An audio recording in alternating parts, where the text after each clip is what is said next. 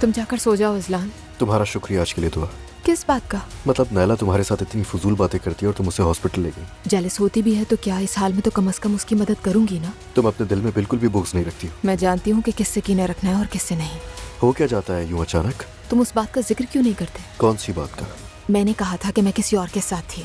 मुझे तुमसे इतनी मोहब्बत है कि मैं तुम्हारी उस गलती को भुलाने के लिए भी बिल्कुल तैयार हूँ, मगर तुम्हें समझ में नहीं आती। मैं अब बदल चुका हूँ, तुम्हारे लिए इस बात पर यकीन करना बहुत मुश्किल है।